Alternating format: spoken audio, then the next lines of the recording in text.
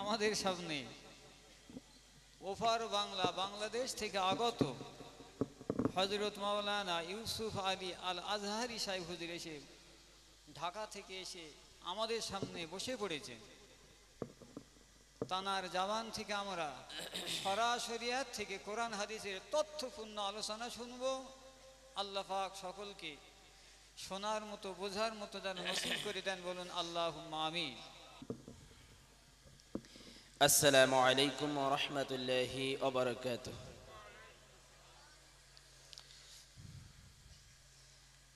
কি আপনাদের খুব কষ্ট হচ্ছে? আমি স্টেজে ওঠাতে আপনারা খুব মন খারাপ করেছেন, অসুবিধা হচ্ছে আপনাদের? আপনাদের সালামের উত্তর শুনে আমার মনে হলো এই মুহূর্তে একটা করে বালিশ দিলে মনে হয় আপনাদের খুব সুবিধা হতো, নাকি? হ্যাঁ, ঘুম আসতেছে আপনাদের? একটা রাত কি কোরআনের জন্য দেওয়া যায় না? যায়। কারা কারা যায় একটু হাত তোলেন তো দেখি। নারায়ে তাকবীর, নারায়ে তাকবীর। এই সাউন্ডে কথা হবে না তো, আর একটু সাউন্ড বাড়াতে হবে। সাউন্ডটা আমার কানে আসবে, যত ভালোভাবে আসবে তত ভালোভাবে কথাগুলো হবে ইনশাআল্লাহ। ইন্নাল হামদালিল্লাহিল আকরামিল্লাযী খালাকাল ইনসানা ওয়া কাররামাহু ওয়া আল্লামাহু মিনাল বায়ানি মা লাম ইয়ালাম। فسبحان الذي لا يحصى امتنانه باللسان ولا بالقلم. أشهد أن لا إله إلا الله وحده لا شريك له، ونشهد أن سيدنا وحبيبنا ومولانا محمدا عبده ورسوله الذي أرسله بالحق بشيرا ونذيرا وداعيا إلى الله بإذنه وسراجا منيرا. فقد قال الله تعالى في كلامه المجيد والفرقان الحميد. সকলেই জবান ছেড়ে দিয়ে আমার সাথে তেলাওয়াত করুন। আউযু বিল্লাহি মিনাশ শাইতানির রাজীম। বিসমিল্লাহির রাহমানির রাহিম। وسارعوا إلى مغفرة من ربكم وجنة عرضها السماوات والأرض أعدت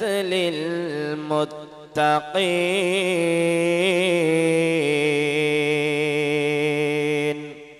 وقال تعالى في شان حبيبه آمرا ومخبرا إن الله وملائكته يصلون على النبي يا أيها الذين آمنوا صلوا عليه وسلموا تسليما. اللهم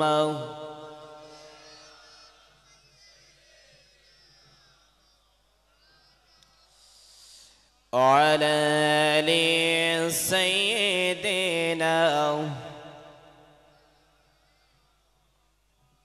সবাই একটু মোহাব্বতের সাথে পড়ি আল্লাহুম্মা সাল্লি আলা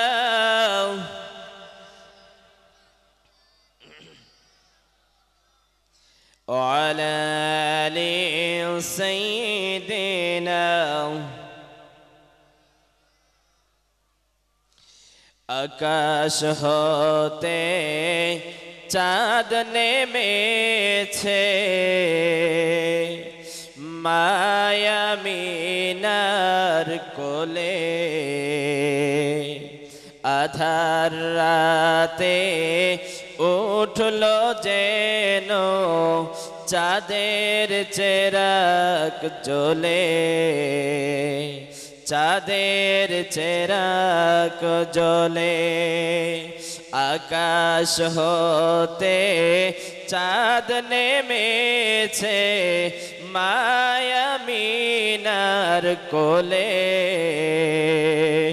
আধার রাতে উঠলো যেন চাঁদের চেরাগ জ্বলে, চাঁদের চেরাগ জ্বলে। গুলশানে আজ বুলবুলিরা গাইছে শিরিন কালাম,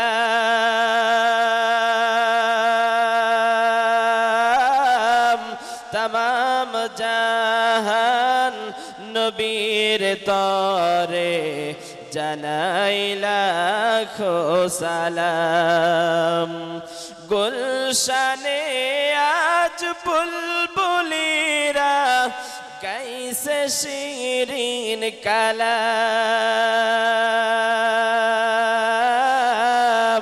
তমাম জাহান নবীর তরে জানাই লাখো সালাম। হাসিন হোসার দিকে রাঙিয়ে বিরান বাগের ফুল ফুটিয়ে, জীবনকে আজ ঝিলমিলিয়ে মন ভরিয়ে তোলে, চাঁদের চেরাগ জ্বলে, আকাশ হতে চাঁদ নেমেছে মায়ামিনার কোলে, আধার রাতে উঠলো যেন চাঁদের চেরাগ জ্বলে, চাঁদের চেরাগ জ্বলে। আল্লাহুম্মা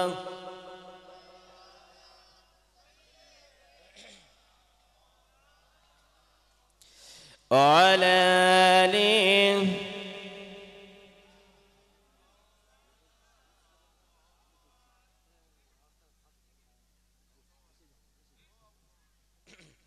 আলহামদুলিল্লাহ। ঐতিহ্যবাহী, এটা কি জায়গার নাম কি? শিয়াড়া, শিয়াড়া পশ্চিম মেদিনীপুর, শিয়াড়া পশ্চিম মেদিনীপুর।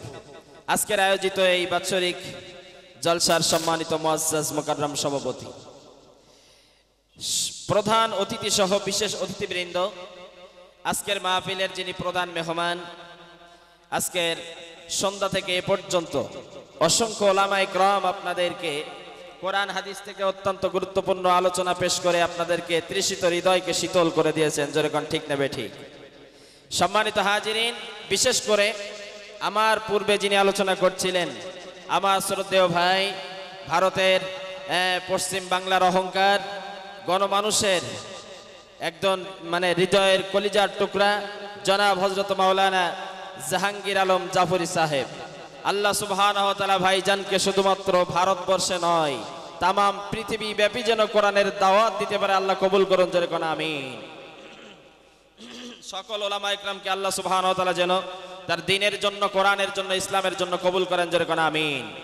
দূর দারাজ থেকে আসা, ধুলির আসনে বসা, আগত স্বাগত সুচিন্তিত শিক্ষিত মুরব্বিয়ানে কেরাম, খালিদ তারিক সাইফুল্লাহর উত্তরসূরি নওজোয়ান যুবক ভাইরা, পর্দার অন্তরালে অবস্থানরত শ্রদ্ধানাসীন আমার মা এবং বোনেরা, আলোচনার সূচনায় আনুষ্ঠানিকতার মধ্য দিয়ে আবারও একটিবার জ্ঞাপন করছি আন্তরিক সালাম। আসসালামু আলাইকুম ওয়া রাহমাতুল্লাহি ওয়া বারাকাতুহু। সর্বপ্রথম লাখ কোটি প্রশংসা সেই মহান আল্লাহ সুবহানাহু ওয়া তাআলার দরবারে, যে মহান আল্লাহ সুবহানাহু ওয়া তাআলা আপনার আমার মতো কিছু নগণ্য গোলামকে কোরআনের খেদমতে, কোরআনের আলোচনা শোনার জন্য কবুল করেছেন। সেজন্য আপনারা খুশি না বেজার? জোরে বলতে হবে, খুশি না বেজার? যদি হন খুশি, আওয়াজ দিতে হবে বেশি। তাতে কি আপনারা রাজি? কারা কারা রাজি একটু দু হাত তোলুন। নারায়ে তাকবীর, নারায়ে তাকবীর। দেহের সকল শক্তি কণ্ঠের আগায় উদিত করে, আকাশ বাতাস মুখরিত করে, হৃদয়ের সবটুকু প্রেম আর ভালোবাসা উজাড় করে দিয়ে ওই মহান আল্লাহ সুবহানাহু ওয়া তাআলার প্রশংসা জ্ঞাপন করছি। সকলেই বলছি আলহামদুলিল্লাহ। আরো জোরে বলা যাবে না আলহামদুলিল্লাহ? আলহামদুলিল্লাহ বললে খুশি হন কে? জোরে বলতে হবে। আল্লাহ রাসূল সাল্লাল্লাহু আলাইহি ওয়াসাল্লাম বলেছেন, আল্লাহর কোন গোলাম যদি সুখে দুঃখে বিপদে আপদে যদি আল্লাহর প্রশংসা জ্ঞাপন করতে পারে, আল্লাহ সুবহানাহু ওয়া তাআলা তার উপরে এত খুশি হয়ে যান, ফেরেশতাদেরকে ডেকে ডেকে বলতে থাকেন, আমার ফেরেশতারা, আমার ওই সকল গোলামেরা আমার প্রশংসা জ্ঞাপন করেছে, তোমরা কি শুনেছো? ফেরেশতারা বলে, হ্যাঁ আমরা শুনেছি। আল্লাহ বলে, ও আমার ফেরেশতারা, আর দেরি করা যাবে না, আমার ওই প্রশংসাকারী বান্দার জন্য জান্নাতের ভিতরে একটা করে ঘর নির্মাণ করে দাও। তাহলে সেই মহান আল্লাহ সুবহানাহু ওয়া তাআলার প্রশংসা জ্ঞাপন করে জান্নাতের ভিতরে ঘর নির্মাণ করতে চান কারা কারা? দু হাত আরেকটা বার তুলুন, সকলেই বলুন আলহামদুলিল্লাহ। সাথে সাথে দরুদ আর সালাম বিশ্ব মানবতার মুক্তির দূত, আশরাফুল আম্বিয়া, সাইয়্যিদুল মুরসালিন, রাইসুশ শাফিঈন, খাতামুন নবিয়্যিন, রাহমাতুল লিল আলামিন, জনাবে মুহাম্মদুর রাসূলুল্লাহ সাল্লাল্লাহু আলাইহি ওয়াসাল্লাম। সম্মানিত হাজিরিন, কোরআনুল কারীম থেকে একটি মাত্র আয়াতে কারিমা তেলাওয়াত করেছি, ভূমিকার আলোচনা নয়, সরাসরি কোরআন এবং হাদিস থেকে আলোচনা করতে চাই। অসুবিধা হবে ভাই? অসুবিধা হবে? আজকের যদি প্রশ্ন করেন, হুজুর কোরআন আর হাদিস থেকে আলোচনা করবেন কেন? আমাদের তো পৃথিবীতে বহু কিতাব রয়েছে, তার থেকে আলোচনা না করে কোরআন আর হাদিস থেকে শুধু আলোচনা করবেন কেন? আমি আপনাদেরকে বোঝাতে চাই, বলতে চাই, আল্লাহ রাসূল সাল্লাল্লাহু আলাইহি ওয়াসাল্লাম যখন বিদায় হজের ভাষণ দিয়েছিলেন, তখন একটা কথা বলেছিলেন, তারাকতু ফিকুম আমরাইন, হে দুনিয়ার মানুষেরা, তোমাদের হেদায়েতের জন্য, জান্নাতের পথে পাড়ি জমানোর জন্য আমি তোমাদের কাছে দুইটা জিনিস রেখে যাচ্ছি। জোরে কোন কয়টা? একটা হচ্ছে কিতাবুল্লাহ, তার মানে আল্লাহর কোরআন কিতাব, আরেকটা হচ্ছে সুন্নতি রাসূলুল্লাহ, রাসূলের জীবন আদর্শ হাদিস। সুতরাং কোরআন এবং সুন্নাহ থেকেই কথা হবে ইনশাআল্লাহ। জোরে বলেন ইনশাআল্লাহ। অসুবিধা হবে না তো? হ্যাঁ, কলিজায় আঘাত লাগবে না তো? আমরা জান্নাতে যেতে চাই তো নাকি? সকলেই জান্নাতে যেতে চান? আমি আপনাদের কাছে আবদার করছি, শোনেন, জান্নাতে যদি যেতে হয়, যেতে চাই, তাহলে আমাদের কোরআন সুন্নাহর কোনো বিকল্প নাই। আছে ভাই? যারা বলেন আছে। আজকে সেই কোরআন আর সুন্নাহ থেকে আলোচনা করব ইনশাআল্লাহ। কোরআন সুন্নাহ থেকে আলোচনা করলে লাভ আছে না লস আছে বলেন? হ্যাঁ, লাভ আছে না লস আছে? লাভ আছে, এটা আপনারা জানেন তো? সত্যি জানেন কি লাভ আছে? আল্লাহ রাসূল সাল্লাল্লাহু আলাইহি ওয়াসাল্লাম বলেছেন, যতক্ষণ পর্যন্ত কোরআনের আলোচনা হবে, কোরআনুল কারীম থেকে মানুষেরা মধু সংগ্রহ করবে, কোরআনুল কারীমটা বুঝবে, ততক্ষণ পর্যন্ত আল্লাহ সুবহানাহু ওয়া তাআলা 4টা পুরস্কার দান করবেন। কয়টা? জোরে বলতে হবে। 1 নাম্বার, যতক্ষণ পর্যন্ত কোরআনের আলোচনা হবে, ততক্ষণ পর্যন্ত আল্লাহ আরশে আজিম থেকে রহমত নাজিল করে দিবেন। আরেকটু আস্তে বলেন। যতক্ষণ পর্যন্ত কোরআনের আলোচনা হবে, ততক্ষণ পর্যন্ত আমাদের চতুর্ধার দিয়ে আল্লাহ সুবহানাহু ওয়া তাআলা ফেরেশতা নিযুক্ত করে দিবেন। 3 নম্বরে আল্লাহ সুবহানাহু ওয়া তাআলা, আল্লাহ রাসূল সাল্লাল্লাহু আলাইহি ওয়াসাল্লাম বলেছেন, যতক্ষণ কোরআনের আলোচনা হবে, যতক্ষণ পর্যন্ত কোরআনের আলোচনা হবে, তোমাদেরকে নিয়ে আল্লাহ সুবহানাহু ওয়া তাআলা আরশে আজিমে ফেরেশতাদের সঙ্গে মিটিং করবেন। জোরে কোন সুবহানাল্লাহ। 4 নাম্বার, আল্লাহ রাসূল বলেছেন, আল মাহিরু বিল কোরআনি মা'আস সাফারাতিল কিরামিল বারারা। এই পৃথিবীর জমিনে আল্লাহ সুবহানাহু ওয়া তাআলা 4 জন ফেরেশতাকে সবচেয়ে বেশি মর্যাদা দান করেছেন। 1 নাম্বার জিবরাইল, 2 number Mikail, 3 number Israfil, 4 number আজরাইল। আল্লাহর নবী বলেন, যদি কেউ কোরআনুল কারীম শোনে, বোঝে, আমল করে, আল্লাহ সুবহানাহু ওয়া তাআলা তাকে ওই 4 জন ফেরেশতার সমপরিমাণ মর্যাদা দান করে দিবে। আরো একটু জোরে বলা যাবে না সুবহানাল্লাহ? তাহলে সেই কোরআনুল কারীমের আলোচনা যতক্ষণ হবে আমরা শুনতে রাজি আছি তো নাকি? রাজি আছি তো? ওটাউটি করা যাবে? হ্যাঁ, কোরআনের আদব হচ্ছে, কোরআন শোনার আদব হচ্ছে চুপ করে বসে বসে মনোযোগ সহকারে শোনা। ঠিক কিনা বলেন? আমরা মনোযোগ সহকারে শুনতে রাজি আছি তো?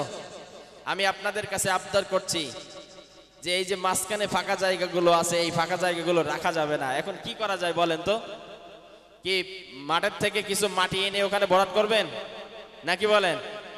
আপনারা একটু চেপে চেপে আসুন, আমার আলোচনা করতে সুবিধা হবে। আমি অত্যন্ত গুরুত্বপূর্ণ একটা সাবজেক্ট নিয়ে আপনাদের সামনে কথা বলার চেষ্টা করব ইনশাআল্লাহ। সম্মানিত হাজিরিন, যতক্ষণ আলোচনা হবে ততক্ষণ ওঠাউঠি করা যাবে? জোরে বলেন, ওঠাউঠি করা যাবে? নিতান্ত যদি কারোর পেশাব লাগে তাহলে এক আঙ্গুল দেখাবেন, আমি ছুটি দেব। নিতান্ত যদি কারোর পায়খানার প্রয়োজন হয় 2 আঙ্গুল দেখাবেন, আমি ছুটি দেব। তবে খবরদার 3 আঙ্গুল যেন দেখেন না। কথা বুঝতে পেরেছেন? এক হুজুর ওয়াজ করতেছে, ওয়াজ করতে করতে এমন ভাবে যখন বলছে, এক যুবক মাঝখান থেকে ঠেলে উঠে বলতেছে, হুজুর, এখন হুজুর বলতেছে কি ব্যাপার, আমি এতক্ষণ প্রশিক্ষণ দিলাম, পেশাব লাগলে 1 আঙ্গুল দেখাবা, পায়খানা লাগলে 2 আঙ্গুল দেখাবা, তুমি 3 আঙ্গুল দেখাচ্ছ, তার কারণটা কি? বলছে, হুজুর, আমি পেশাব পায়খানা করব না, আমি একটু বিড়ি খাবো, বিড়ি। এই বিড়ি কি আপনাদের দেশে আছে? আছে? নেই, আপনাদের দেশে নেই। আপনাদের দেশে কেউ বিড়ি খায় না? খায়। তবে একটা জিনিস খায়, এটা কি বলে? হ্যাঁ, খৈনি। খৈনি। আমি যখন প্রথম ইন্ডিয়াতে আসলাম, তো আমি বসিরহাট স্টেশনে এসে নামলাম, ওখান থেকে আমি ট্রেনে উঠবো, কলকাতায় আসবো। তো আমি ট্রেন স্টেশনে গিয়ে দেখি এক বেচারা ওরকম হাততালি দিচ্ছে। এখন একা একা হাততালি দিলে আমার দেশে পাগল মনে করে। কথা বুঝতে পেরেছেন? আমি মনে করতেছি মনে হয় এর মাথা মানে নাট বল্টু মনে হয় ঢিলা হয়ে গেছে। এখন আমি অনেকক্ষণ যাবত খেয়াল করে দেখলাম যে না, ও হাততালি দিচ্ছে না, ওর হাতের ভিতর কিছু না কিছু আছে। এখন আমি একটু দাঁড়িয়ে দাঁড়িয়ে দেখতেছি যে ব্যাপারটা কি। ও দেখলাম খানিক ডোলা ডোলে তালি টালি দিয়ে ও ওইটা নিয়ে মানে ওই কি বলা যায়, ঠোঁটের ভিতরে দিয়েছে। আমি তখন বুঝতে পারলাম যে নিশ্চয়ই এ পাগল না, এ নিশ্চয়ই কোনো না কোনো খোর। রাগ করলেন আপনারা? যাই হোক, এখন যুবক যখন 3 আঙ্গুল দেখাচ্ছে, হুজুর বলতেছে কি ব্যাপার, তুমি এতগুলো মানুষের সামনে 3 আঙ্গুল দেখাচ্ছ, বিড়ি খাবা, তুমি এই কথা বলেছো, তোমার লজ্জা করে না? হ্যাঁ, এত বড় জলসার ভিতরে তুমি বিড়ি খাওয়ার কথা বলতে পারলে? যুবক বলছে, হুজুর, আমি বিড়ি খাই, তাই কি আমি কি এমনি এমনি খাই? আপনি ধমক দিচ্ছেন কেন? আমি এমনি এমনি খাই না, আমি কিন্তু দোয়া বড়ি খাই। আমি ইউসুফ আল-আজাদি কোরআনের উপরে মাস্টার্স করেছি, আমি ইউসুফ আল-আজাদি তার হাদিসের উপরে মাস্টার্স করেছি। আমি আজও পর্যন্ত জানতে পারলাম না যে বিড়ি খাওয়ার দোয়া কি। আর তুই বেচারা জানলি কি করে ভাই, একটু বল তো দেখি। এখন ওই যুবক বলছে, হুজুর, তাহলে শোনেন, বিড়ি খাওয়ার দোয়া হচ্ছে আল্লাহুম্মা বারিক লানা ফিমা বিড়িটানা। নাউজুবিল্লাহ বলা যাবে না? এখন এই ধরনের বাটপার কি আমাদের সমাজে আছে? বিভিন্ন সুতুনাতা দিয়ে কোরআন শোনা থেকে উঠে চলে যায়, এরকম বাটপার কি আমাদের সমাজে আছে? নেই। আপনাদের এখানে অন্তত পক্ষে নেই, ও আমার বাংলাদেশে ভরি ভরি আছে। ঠিক তো নাকি? আল্লাহ সুবহানাহু ওয়া তাআলা আমাদের সকলকে কবুল করুন, জোরে কোন আমিন। আরো জোরে বলেন আমিন। সম্মানিত ভাইরা, আমি কোরআনুল কারীম থেকে যে আলোচনা করব, আজকের কোরআনুল কারীম এমন একটা কিতাব হিসাবে আল্লাহ তাআলা নাজিল করেছেন, যেটা পৃথিবীর সর্ববৃহৎ আর সর্বশ্রেষ্ঠ একটা কিতাব। যেরকম ঠিক না বেঠিক? এখন যদি বলতে পারেন, হুজুর, এ তো 30 পারা কিতাব, এটা সর্ববৃহৎ হলো কেন? আল্লাহ সুবহানাহু ওয়া তাআলা বললেন, এই কোরআন হচ্ছে আযীম কিতাব, সর্ববৃহৎ কিতাব।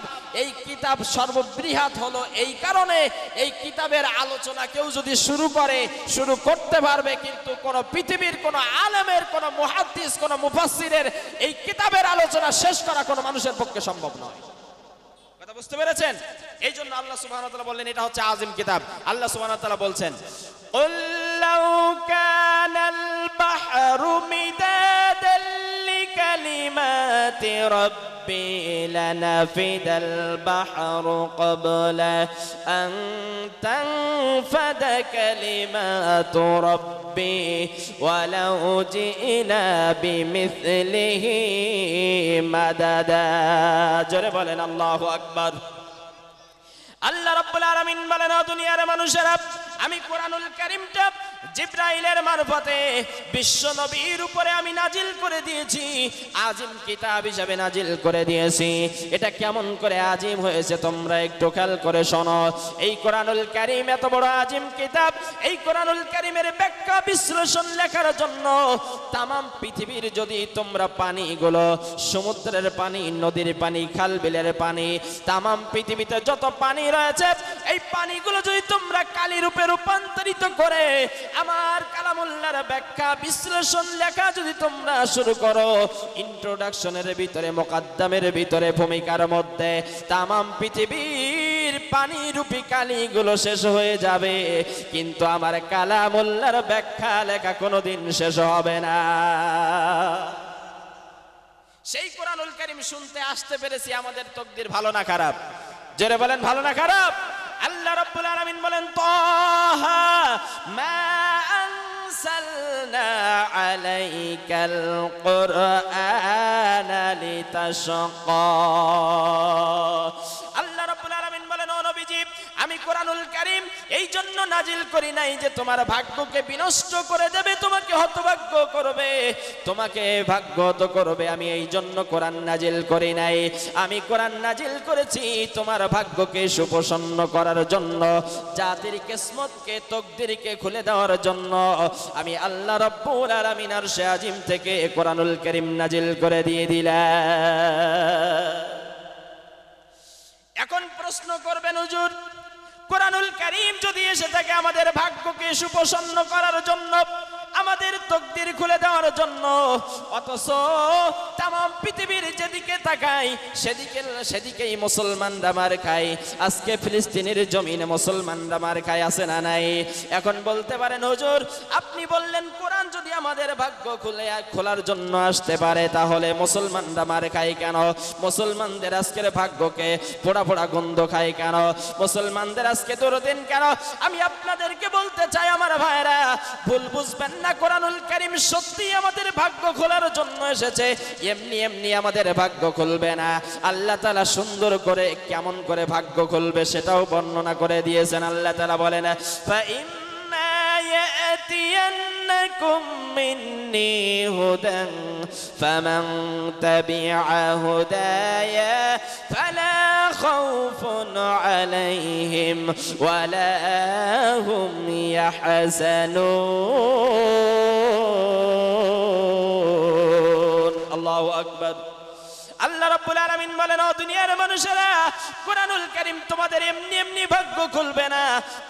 আমি এই কোরআনুল কারীম নাজিল করেছি, কোরআনের ভিতরে আমি তোমাদেরকে আমি পথ নির্দেশনা দিয়েছি। এই নির্দেশনাগুলো যদি তোমরা ফলো করতে পারো, আমার কোরআনকে যদি তোমরা জীবনে বাস্তবায়ন করতে পারো, আমি আল্লাহ রাব্বুল আলামিন বলে দিলাম, তোমাদের কোনো টেনশন করা লাগবে না, চিন্তা করা লাগবে না। তোমাদের ভাগ্য খুলে দেব আমি আল্লাহ, জান্নাতের মালিক বানায় দেব। তবে খবরদার বান্দা, তোমরা যেন কোরআনুল কারীমকে অ্যাভয়েড করে চলে যাবে না।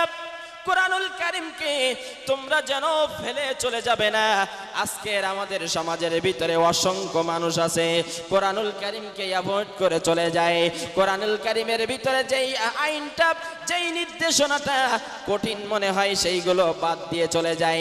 এমন পাবলিক আমাদের সমাজে আছে না নাই? আছে। কোরআনুল কারীমের ভিতরে সুদ হালাল না হারাম? জোরে বলতে হবে, হালাল না হারাম? এটা জানেন তো নাকি? এখন বলেন তো দেখে, আমাদের সমাজে সুদ খায় কি খায় না? খায় কি খায় না বলেন? আপনাদের এলাকায় খায় না, তবে আমার বাংলাদেশে খায়। খায়? ওরে ও ভাইরা যে জায়গায় আইছে, হ্যাঁ কি বলেন আপনারা? ও ভাইরা যে জায়গায় আছে, আমার ভাইরা সুদ খাওয়া হারাম এটা জানে, তারপরেও খায়। কারণ সুদের কথাটা যদি মানতে হয় তাহলে তো ওই টাকা আসে না, টাকা আসে না, টাকা ছাড়লে টাকা আসে, এইটা তো আর হবে না। আমি তো বড় লোক হতে পারবো না, এই চিন্তা ওর মাথায় আসে। এই মাথায় আসে, এই জন্য সে কোরআনুল কারীমের ওই আইনটা মানতে চায় না। কথা বলেন ঠিক না বে ঠিক? আমার ভাইরা বলেন তো দেখি, পরের হক নষ্ট করা এটা হালাল না হারাম? জোরে বলেন। আচ্ছা পরের কথা বাদ দেন, নিজের ভাইয়ের সম্পত্তি, নিজের বোনের সম্পত্তি যদি ফাঁকি দেয়, হালাল না হারাম? জানি তো নাকি? এটা আমরা জানি, কিন্তু আজকে অসংখ্য সমাজের ভিতরে লক্ষ্য করলে দেখা যায় যে আমাদের অনেক ভাইরা আছে বোনের সম্পদ ফাঁকি দেয়, বড় ভাই ছোট ভাইয়ের সম্পদ ফাঁকি দেয়, আছে না নাই ভাই? সম্মানিত ভাইরা আমার, বোনের সম্পদ ফাঁকি দিয়ে, ভাইয়ের সম্পদ ফাঁকি দিয়ে, মানুষের হক নষ্ট করে সুদ খেয়ে যদি তুমি 5 ওয়াক্তের জায়গায় যদি 6 ওয়াক্ত তাহাজ্জুদ সহ নামাজ আদায় করো, তারপরে রমজানের 30টা রোজা রাখো, এমনকি তুমি যদি হজ করো, যাকাত প্রদান করো, তোমার ওই সম্পদ নষ্ট করার কারণে, তোমার ভাইয়ের হক নষ্ট করার কারণে তুমি যত আমল করো না কেন, আল্লাহর দরবারে তোমার কোনো আমল গ্রান্টেড হবে না। হবে আমার ভাইরা, হবে। উদাহরণ দিলে বুঝতে পারবেন। এক বেচারা মুরব্বী মানুষ পুকুরে গেছে উজু করার জন্য, নামাজ পড়তে যাবে, নামাজের সময় হয়েছে, পুকুরে গেছে উজু করার জন্য। উজু করার জন্য যখন পানিটা নিয়ে হাত ধুয়েছে, মুখে যখন দেবে, হঠাৎ করে পানির ভিতরে গন্ধ আসে। এখন মুরব্বী চাচা একটু দূরে তাকিয়ে দেখে একটা কুকুর মরে টান টান হয়ে পড়িয়াছে পানির ভিতরে। এখন পানিটা সম্পূর্ণ দুর্গন্ধ হয়ে গেছে। ওই মুরব্বী চাচা চিন্তা করলো, এই পানি দিয়ে উজু করলে উজু হয় কি হয় না আমি তো জানি না, হুজুরের কাছে গিয়ে জিজ্ঞেস করতে হবে। হুজুরের কাছে চলে গেছে, হুজুর আমরা এই যে পুকুরের পানিতে উজু করি, এই পুকুরের পানিতে কুকুর মরা পড়ি আছে, এখন পানি সব দুর্গন্ধ হয়ে গেছে, এই পানি দিয়ে উজু করলে কি উজু হবে? হুজুর বলতেছে, না, এই পানি দিয়ে উজু করলে উজু হবে না। বলতেছে, তাহলে কি করতে হবে? বলতেছে, ওই পুকুরের 70 বালতি পানি ফেলে দিতে হবে, 70 বালতি পানি, ভালো পানি আবার ওখানে যোগ করতে হবে, যোগ করলে ওই পুকুরের পানিটা পাক হয়ে যাবে। এখন হুজুর বলেছে পুকুরের পানি তো পাক করতেই হবে, নাকি বলেন? এখন চাচা বাড়িতে গেছে, গিয়ে সন্তানকে ডেকে বালতি এনে সুন্দর করে 70 বালতি পানি ফেলে দিয়েছে। আপনারা যদি বুঝে থাকেন তাহলে বলেন তো দেখি, ওই পুকুরের পানি কি পাক হয়েছে? কেন পাক হয়নি? হ্যাঁ, কুকুরটা ফেলে দেয়নি তাই পানি পাক হয়নি। এটা যদি বুঝে থাকেন, ও দুনিয়ার মানুষের, আমি বলতে চাই, পশ্চিম মেদিনীপুরের ভাইয়েরা, আমি আপনাদেরকে বলতে চাই, আমার এই সম্পদের ভিতরে যদি আমার ভাইয়ের সম্পদ থাকে, আমার এই সম্পদের ভিতরে যদি বোনের সম্পদ থাকে, আমি যদি সুদ খাই, আমি যদি বিভিন্ন অন্যায় কাজে লিপ্ত থাকি, তাহলে যতক্ষণ পর্যন্ত আমল থেকে ওই অন্যায় ফেলাই না দেব, ওই আমল থেকে যদি আমি যতক্ষণ পর্যন্ত বোনের হক ফিরায় না দেব, ততক্ষণ পর্যন্ত যত বড় ইমানদার হই না কেন, আল্লাহর দরবারে কবুল হবে।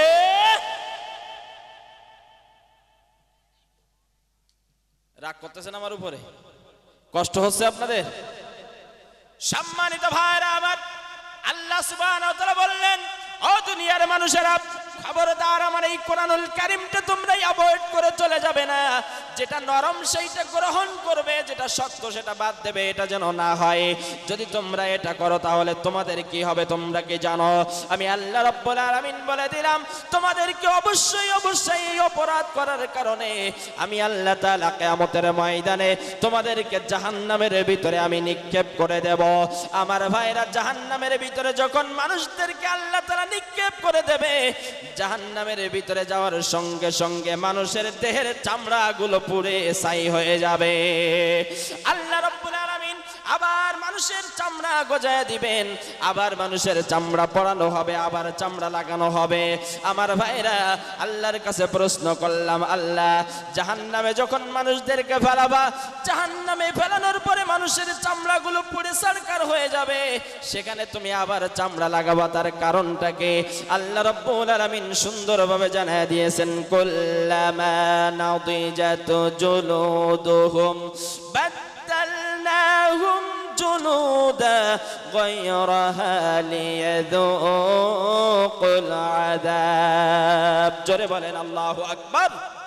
আল্লাহ রাব্বুল আলামিন বলেন, আমি মানুষের জাহান্নামের ভিতরে নিক্ষেপ করার পরে জাহান্নামে মানুষরা যখন পড়বে, তখন মানুষের চামড়াগুলো পুড়ে ছারখার হয়ে যাবে। আমি আল্লাহ তাআলা আবার তাদেরকে চামড়া লাগাবো। এই জন্য লাগাবো, আমার জাহান্নামের শাস্তি কত যে ভয়ঙ্কর, আমার জাহান্নামের শাস্তি যে কত কঠিন, এইটা মানুষকে বোঝানোর জন্য মানুষের চামড়া পোড়ানোর পরে আমি আবার আল্লাহ তাআলা চামড়া লাগায় দেব।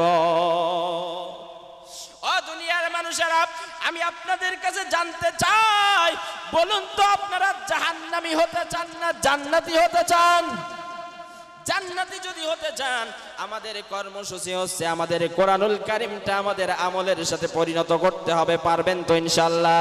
জোরে বলেন পারবেন তো ইনশাআল্লাহ? আমার ভাইয়েরা, আমি কোরআনুল কারীম থেকে একটি মাত্র আয়াতে কারিমা তেলাওয়াত করেছি আপনাদের বোঝানোর জন্য। আল্লাহ সুবহানাহু ওয়া তাআলা সুন্দর করে জানায় দিয়েছেন, ও দুনিয়ার মানুষেরা, আমি তোমাদেরকে সৃষ্টি করেছি জাহান্নামে ফেলে দেওয়ার জন্য না, আমি তোমাদেরকে দুনিয়ায় পাঠিয়েছি জাহান্নামে দেওয়ার জন্য না। তোমাদের অমঙ্গল হোক এটা আমি কখনো চাই না, আমি তোমাদের মঙ্গলের জন্য আমি কোরআনুল কারীম নামক কিতাব তোমাদেরকে গাইড হিসাবে আমি দান করেছি। তোমরা যদি এই কোরআনুল কারীমটা মেনে নাও, তোমাদের ভাগ্য খুলে যাবে। আল্লাহ সুবহানাহু ওয়া তাআলা বললেন, ওয়াসারিউ ইলা মাগফিরাতিম মির রাব্বিকুম।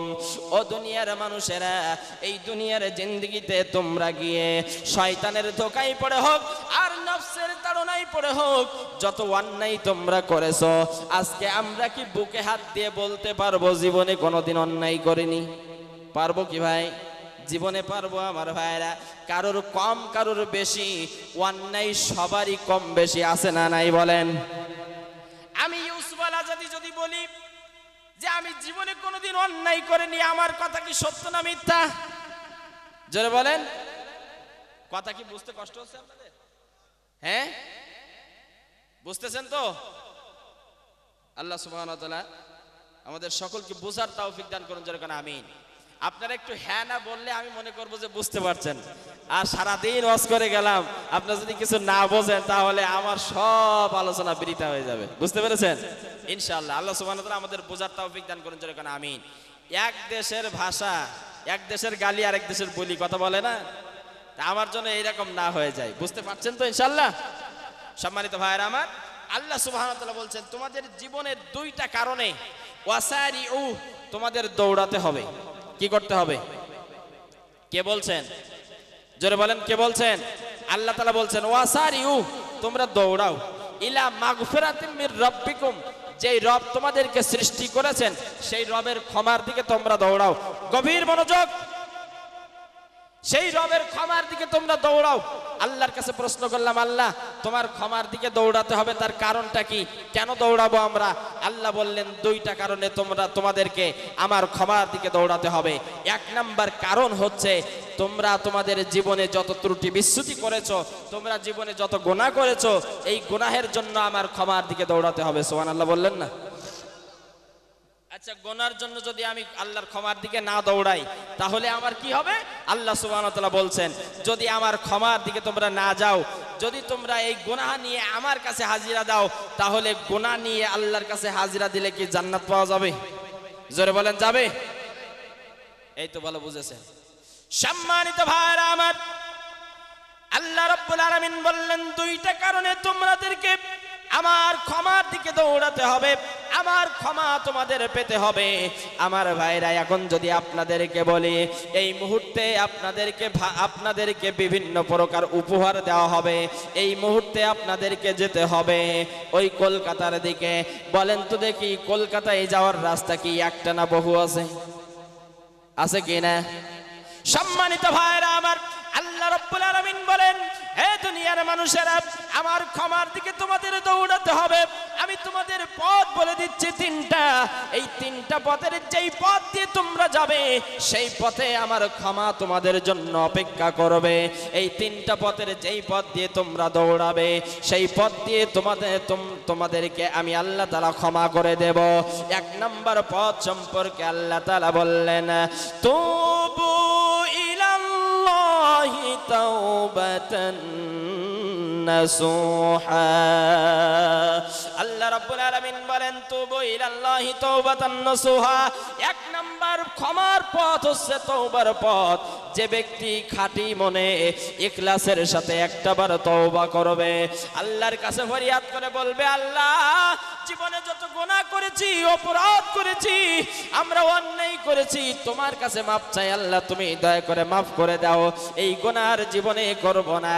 আল্লাহ রাব্বুল আলামিন বলেন যদি তোমরা এইভাবে আমার কাছে তওবা করতে পারো, তোমাদের তওবা করতে দেরি হবে, আমি আল্লাহ রাব্বুল আলামিন তোমাদের যাবতীয় গুনাহগুলো ক্ষমা করতে দেরি করব না।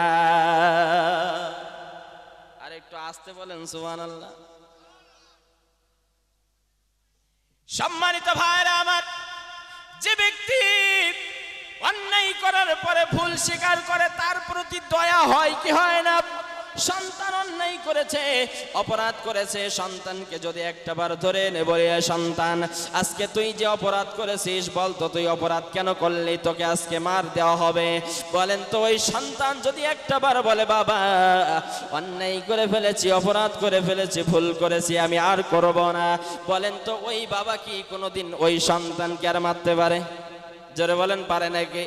আমার ভাইরা, আল্লাহ রাব্বুল আলামিন বলেন, হে দুনিয়ার মানুষেরা, অন্যায় করেছো ভালো কথা, অপরাধ করেছো ভালো কথা, একটা বার যদি অন্যায় অপরাধ তোমরা আমার কাছে স্বীকার করতে পারো আর যদি বলতে পারো আল্লাহ ভুল হয়ে গেছে আর করব না, আমার আল্লাহ রাব্বুল আলামিন বলেন আমার অন্তরে তখন মায়া হয়ে যায়, দয়া হয়ে যায়, আমি ওই বান্দাকে মাফ না করে আর এক মুহূর্তের জন্য থাকতে পারি না।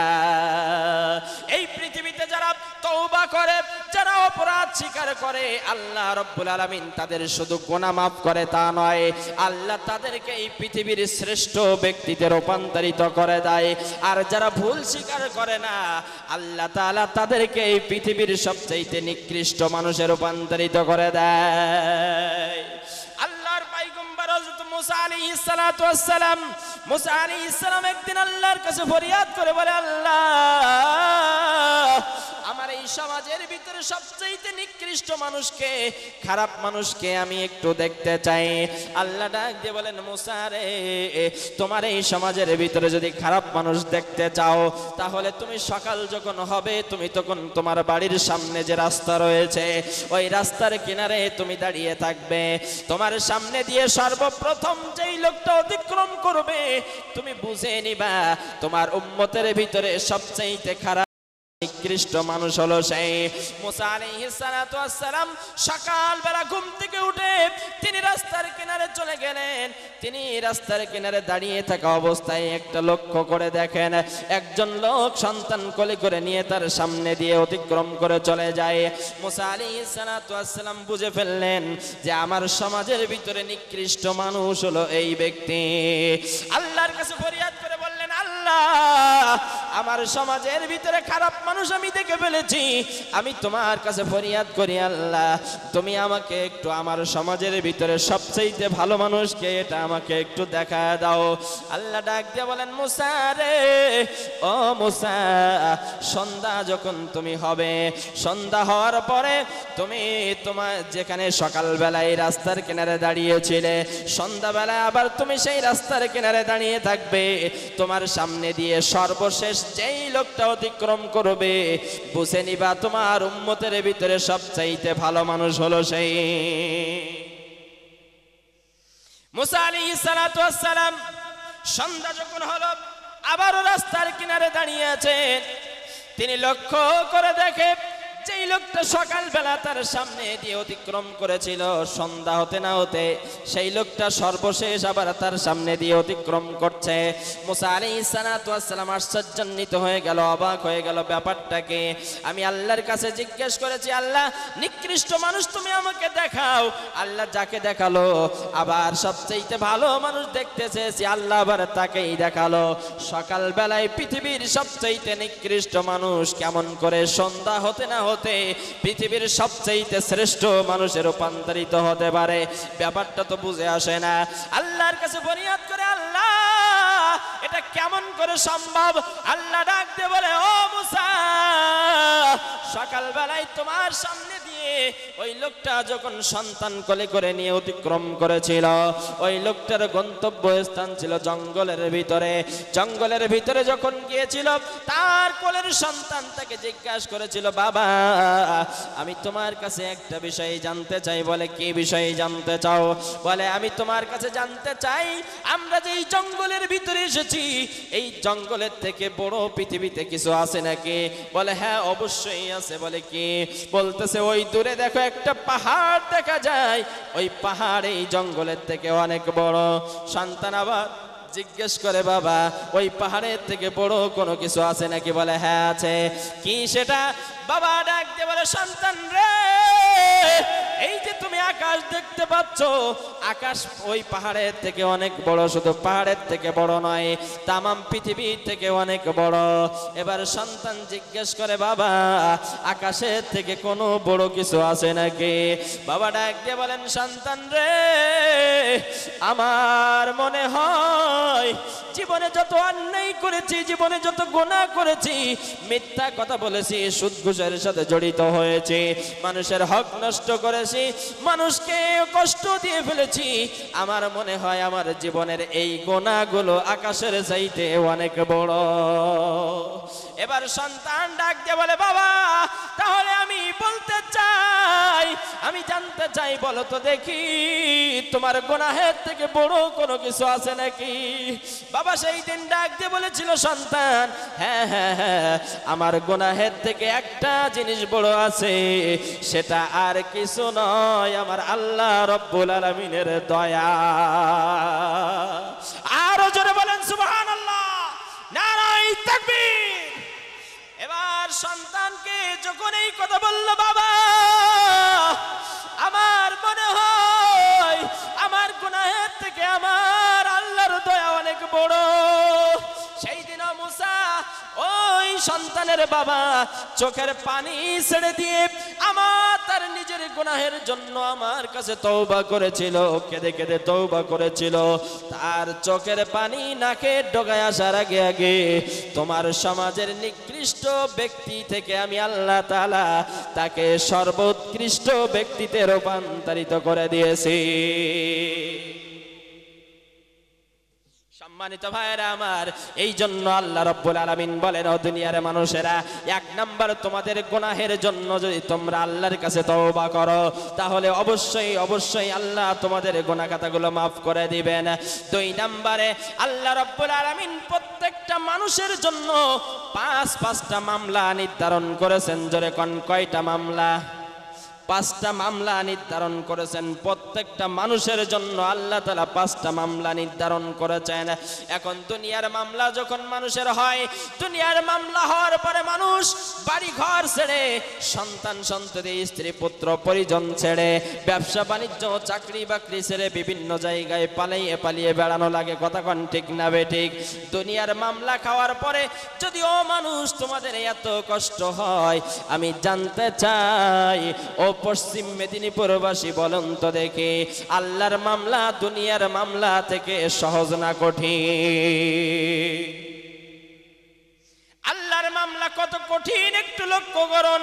আল্লাহ রাব্বুল আলামিন বলেন, ও দুনিয়ার মানুষেরা, আমি তোমাদেরকে 5টা মামলা নির্ধারণ করেছি। 1 নাম্বার মামলার নাম হচ্ছে মৃত্যু। বলেন তো দেখি, মৃত্যু নামক মামলা মানুষের আছে না নাই? জোরে বলেন, আছে না নাই? প্রাণ আছে যার, মৃত্যু আছে তার। কথা বলেন ঠিক কিনা? আল্লাহ রাব্বুল আলামিন বলেন, ও দুনিয়ার মানুষেরা, আল্লাযী খালাকাল মাউতা ওয়াল হায়াতা লিয়াবলুয়াকুম আইয়ুকুম আহসানু আমালা। আমি আল্লাহ রাব্বুল আলামিন, ও দুনিয়ার মানুষেরা, তোমাদেরকে জীবন দিয়ে আমি দুনিয়ায় পাঠিয়েছি। দুনিয়ায় তোমরা বিচরণ করছো, আমার নাজ নিয়ামতগুলো উপভোগ করছো, আমার নাজ নিয়ামতগুলো উপেক্ষা করছো। তোমরা কি একটাবার জানো না, আমি তোমাদের জীবন যখন দিয়েছিলাম, আমি জীবন দেওয়ার আগে আগে তোমাদের মৃত্যু কখন কিভাবে হবে আমি সেটা আগেই নির্ধারণ করে দিয়েছিলাম। জোরে কোন সুবহানাল্লাহ। আল্লাহর কাছে প্রশ্ন করলাম, আল্লাহ তুমি আমাদেরকে জীবন দিলে, আমরা কত সুন্দরভাবে এই দুনিয়ার ভিতরে বিচরণ করছে, আমাদের জীবন দিলা ভালো কথা, আমার কেন আমাদের মৃত্যুটা দিলা? আল্লাহ রাব্বুল আলামিন বলেন, লিয়াবলুয়াকুম আইয়ুকুম আহসানু আমালা। ও দুনিয়ার মানুষেরা, আমলের দিক থেকে কে আমার কাছে উত্তম হতে পারে, কে বিজয় হতে পারে, এইটা বোঝার জন্য আমি আল্লাহ রাব্বুল আলামিন তোমাদের জীবন দেওয়ার আগে আগে আমি আল্লাহ তোমাদের মৃত্যু নির্ধারণ করে দিলাম। কুল্লু নাফসিন যায়িকাতুল মাউত, মৃত্যু প্রত্যেকটা প্রাণীর গ্রহণ করতেই হবে, সে চাইলে হোক আর না চাইলে হোক। কথা বলেন ঠিক কিনা?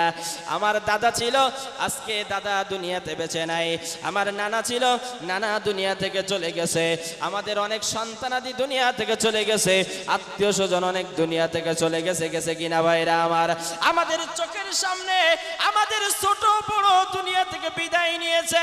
আজকে তারা বিদায় নিয়েছে, আগামী কালকে আমাকেও যেতে হবে। কথা বলেন ঠিক কিনা? আমার ভাইরা, দুনিয়ার কোন প্রাণী আল্লাহর মৃত্যু নামক মামলা থেকে কোনোদিন পলায়ন করতে পারবে না। আইনামা তাকুনু ইউদরিকুমুল মাউত ওয়ালাউ কুনতুম ফি বুরুজিম মুশাইয়াদা। আল্লাহু আকবার। আল্লাহ রাব্বুল আলামিন বলেন, এই মৃত্যু নামক মামলা থেকে যদি তোমরা পলায়ন করে, তোমরা যদি বাঁচার জন্য লোহার সিন্ধুকের ভিতরে, লোহার বাক্সের ভিতরে তোমরা আশ্রয় গ্রহণ করো, পৃথিবীর কোনো জিনিস যদি সেখানে ঢুকতে না পারে, আমার মৃত্যু নামক মামলা সেখানে প্রবেশ করে তোমাকে গ্রহণ করবে। কথা বলেন ঠিক কিনা? আল্লাহর নবী, বিশ্ব নবী মানুষের মৃত্যুটা কেমন করে হয়, মানুষের মৃত্যু নামক মামলা কত কঠিন হয়, কত সহজ হয়, এটা জানার জন্য আল্লাহর নবী, বিশ্ব নবী যখন মেরাজের রজনীতে আল্লাহর সঙ্গে সাক্ষাৎ করতে যাচ্ছিলেন, এমন সময় আজরাইলের সঙ্গে দেখা হলো। আজরাইলকে ডাক দিয়ে বলেন, ও ভাই আজরাইল, মানুষের হায়াত যখন ফুরিয়ে যায়, তুমি তো মানুষের জানটা কবজ করো, আমি তোমার কাছে জানতে চাই মানুষের জান তুমি কেমন করে কবজ করো। আজরাইল আলাইহিস সালাতু ওয়াস সালাম ডাক দিয়ে বলে, ইয়া রাসূলুল্লাহ, ইয়া হাবিবাল্লাহ, মানুষের হায়াত যখন ফুরিয়ে যায়, আমি মানুষের জানটা কবজ করি এমন করে, আমি মানুষের হায়াত ফুরিয়ে যাওয়ার সঙ্গে সঙ্গে মানুষের সামনে গিয়ে উপস্থিত হয়ে যায়, আর আমার হাত মানুষের কণ্ঠনালীর ভিতরে ঢুকায়া ঢুকায়া মানুষের জানটা আমি টেনে হিসড়ে বের করে আল্লাহর দরবারে নিয়ে যায়। আল্লাহর নবী, বিশ্ব নবী ডাক দিয়ে বলেন, আজরাইল, মানুষের কণ্ঠনালীর ভিতরে তুমি হাত ঢুকায়া দাও, মানুষ কি একটিবার কষ্ট অনুভব করে না? আজরাইল ডাক দিয়ে বলেন, ইয়া রাসূলুল্লাহ, ইয়া হাবিবাল্লাহ, মানুষের কণ্ঠনালীর ভিতরে যদি একটা আঙ্গুল ঢুকিয়ে দেওয়া হয়, তাহলে মানুষ এত কষ্ট অনুভব করে, মানুষ সঙ্গে সঙ্গে বমি করে দেয়। কথা বলেন ঠিক না বেঠিক? ইয়া রাসূলুল্লাহ, ইয়া হাবিবাল্লাহ, আর মানুষের কণ্ঠনালীর ভিতরে আমি শুধু একটা আঙ্গুল দেই না, বরং আমার হাতটা ঢুকায়া দেই। আল্লাহর নবী এই কথা শোনার সঙ্গে সঙ্গে চোখের পানি ছেড়ে দিলেন, ভেউ ভেউ করে কাঁদতে লাগলেন। আল্লাহর নবী বলতে লাগলেন, আজরাইল রে, তুমি এমন কষ্ট দিয়ে মানুষের জানটা কবজ করো। ও আজরাইল, তুমি কি জানো না আমার উম্মতেরা গুনাহগার উম্মত? তুমি কি জানো না আমার উম্মতেরা দুর্বল উম্মত?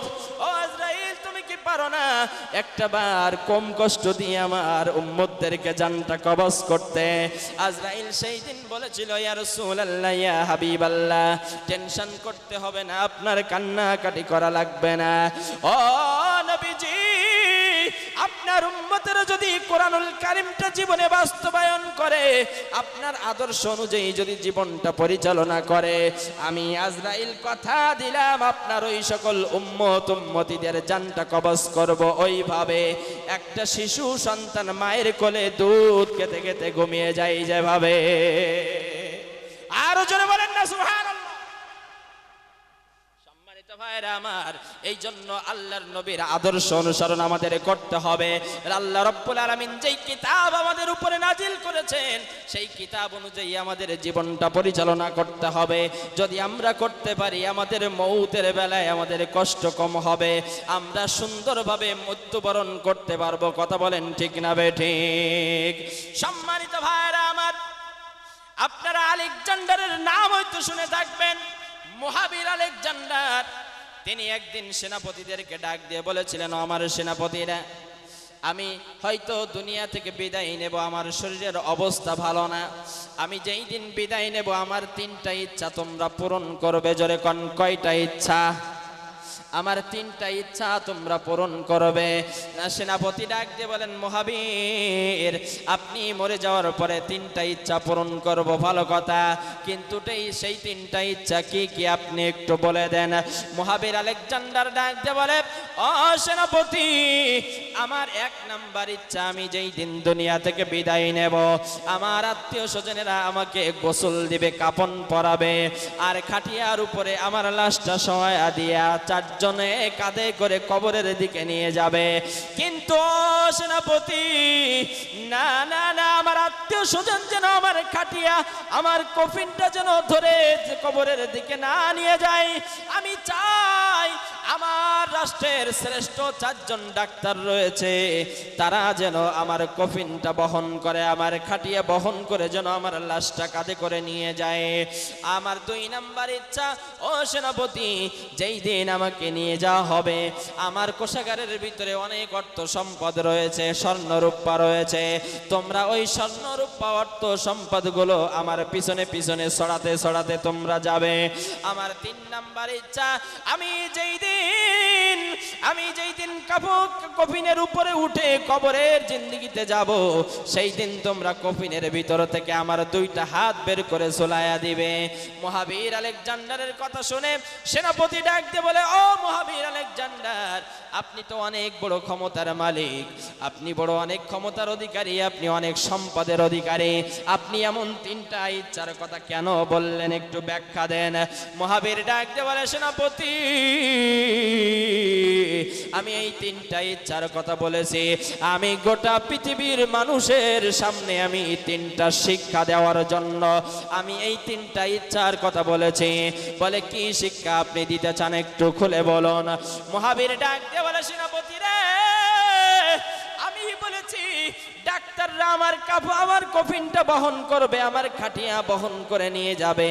আমি কেন বললাম তোমরা জানো নে, আজকে দুনিয়ার জিন্দেগিতে মানুষ রোগে পড়ে, শোকে পড়ে, অসুস্থ হওয়ার পরে ডাক্তারের কাছে যায়, ডাক্তারে প্রেসক্রিপশন করে দেওয়ার পরে যদি ওর রোগটা ভালো হয়ে যায় তখন আর আল্লাহর কথা মনে হয় না। যখন একজন আরেকজনের সঙ্গে গল্প করে, অমুক ডাক্তার না হলে আমার জীবন বাঁচত না, বলে কি বলে না? আপনাদের এদিকে হয়তো বলে না। একবার একটু রোগ সেরে গেছে, এখন আর আল্লাহর কথা মনে নেই, অমুক ডাক্তার না হলে আমি জীবনে বাঁচতে পারতাম না, বলে কি বলে না ভাই? এটা আবার মহিলাদের ভিতরে বেশি, কথা কোন ঠিক কিনা? সম্মানিত ভাইরা আমার, আলেকজান্ডার ডাক দিয়ে বলে, ও মহাবীর, ও সেনাপতি, আমি আমার ডাক্তারদের কাঁধে বহন করে আমার লাশটা নিয়ে যেতে বলেছি, এই জন্য বলেছি মানুষ যাতে করে বুঝতে পারে যে না, ডাক্তার যদি মানুষকে বাঁচাতে পারতো জীবনে কোনোদিন আলেকজান্ডার মরতো না। মানুষেরা এইটা বোঝার পরে যেন আল্লাহর দিকে ফিরে আসে, মানুষেরা বোঝার পরে যেন আল্লাহ রব্বুল আলামিনের কথা মেনে চলে। এই জন্য আমি প্রথম নাম্বার ইচ্ছার কথা বলেছি। দ্বিতীয় নাম্বার ইচ্ছার কথা আমি কেন বলেছি তোমরা জানো? আমি বলেছি আমার অর্থ সম্পদগুলো আমার লাশের পিছনে পিছনে ছড়াতে ছড়াতে যাবে। সেনাপতি, আমি এই জন্য বললাম, আমার এই সম্পদের জন্য জীবনের সময়টুকু আমি ব্যয় করে দিয়েছি, আল্লাহর পথে আমি ব্যয় করতে পারিনি। এই সম্পদের নেশায়, এই সম্পদ অর্জন করার জন্য জীবনের সব সময়টুকু আমি ব্যয় করে দিয়েছি, কিন্তু আমি আল্লাহর পথে ব্যয় করতে পারি নাই। আজকে যে এই সম্পদের জন্য আমি আমার সময় ব্যয় করে দিয়েছি, এই সম্পদ মৃত্যুর সময় আমার কোনো কাজে লাগলো না, এই সম্পদ আমার মৃত্যুর সময় কোনো উপকার করতে পারলো না।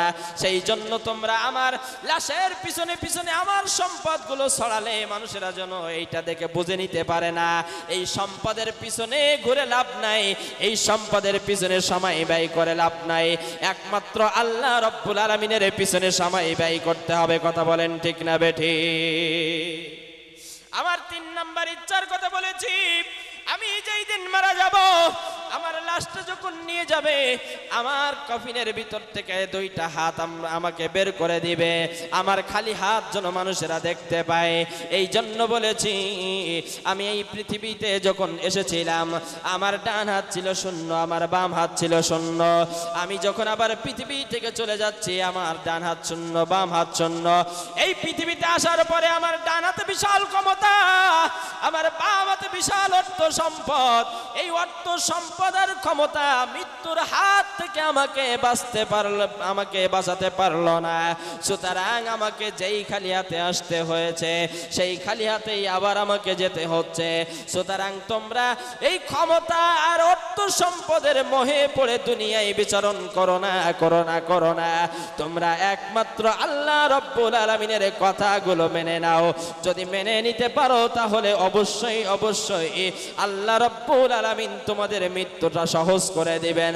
তোমাদেরকে আল্লাহ রব্বুল আলামিন কবরে যাওয়ার সঙ্গে সঙ্গে জান্নাতের বিছানা বিছায়া দিবে। সম্মানিত ভাইরা আমার, এই জন্য মানুষের প্রত্যেকটা মানুষকে মৃত্যুবরণ করাই লাগবে। কার কখন কিভাবে মৃত্যু হবে সেটা আল্লাহ ছাড়া আর কেউ জানে না। কথা কোন ঠিক কিনা? কার কখন কিভাবে মৃত্যু হবে এটা আল্লাহ ছাড়া কেউ জানে না। তবে মৃত্যু যে হবে এটা আমরা সবাই জানি আমার ভাইরা। এই জন্য আল্লাহ তাআলা বলেন, আমি তোমাদের জন্য 5টা মামলা নির্ধারণ করেছি। 1 নাম্বার মামলার নাম হচ্ছে মৃত্যু, 2 নাম্বার মামলার নাম হচ্ছে কবর। জোরে কোন কি?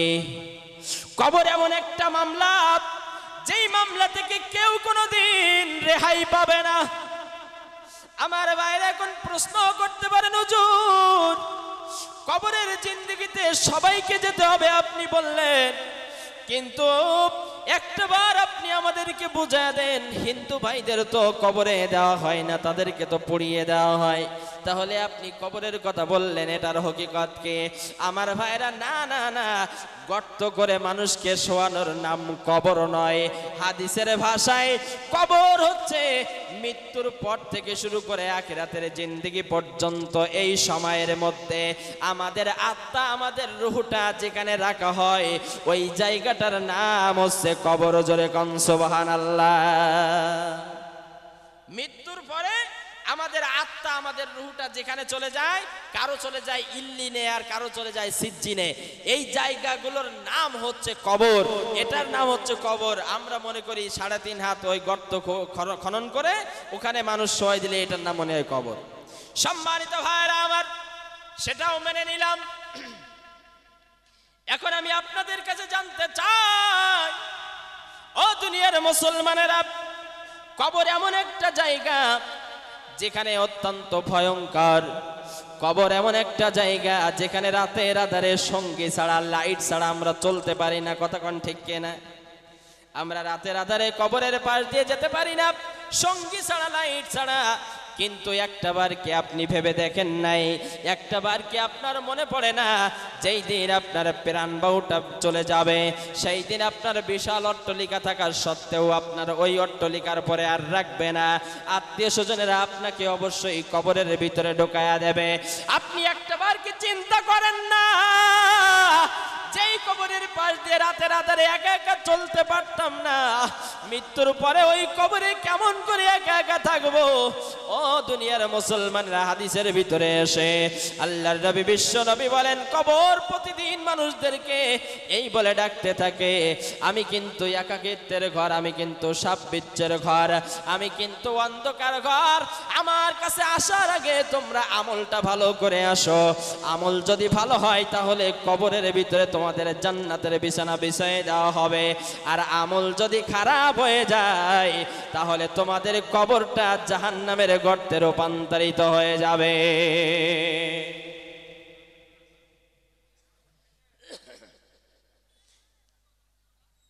নারায়ে তাকবীর, নারায়ে তাকবীর।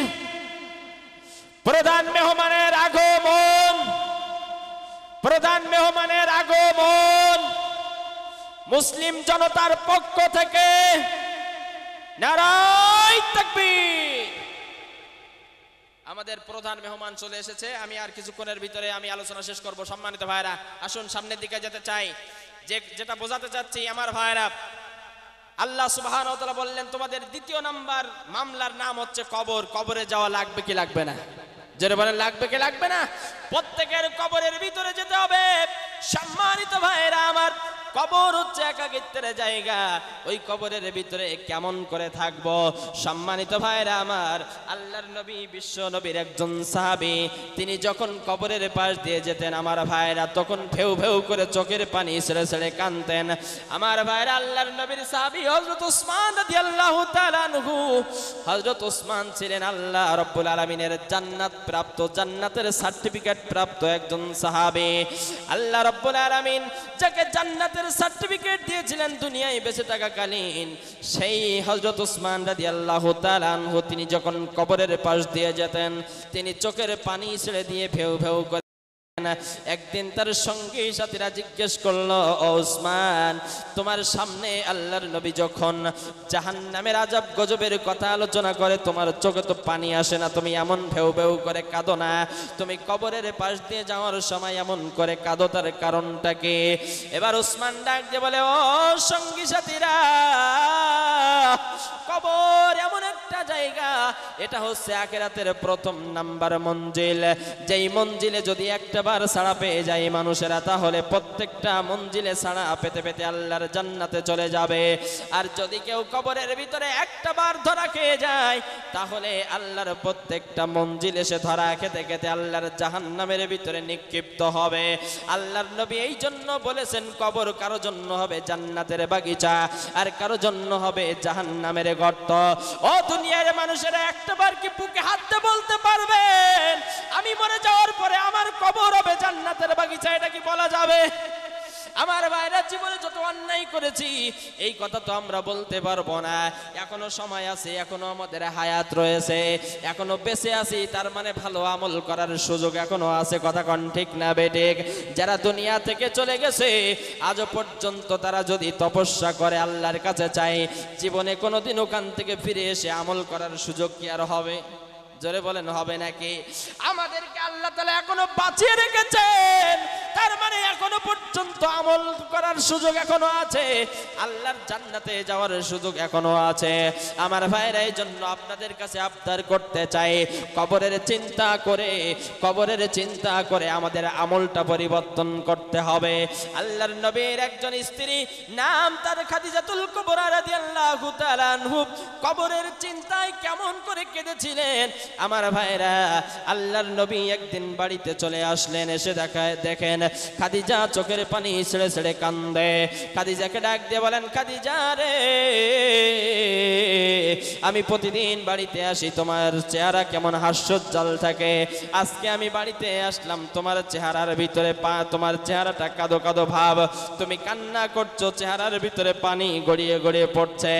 ও খাদিজা, তোমার কি হয়েছে? তুমি কি অসুস্থ নাকি? তোমার কি হয়েছে একটু খুলে বলো।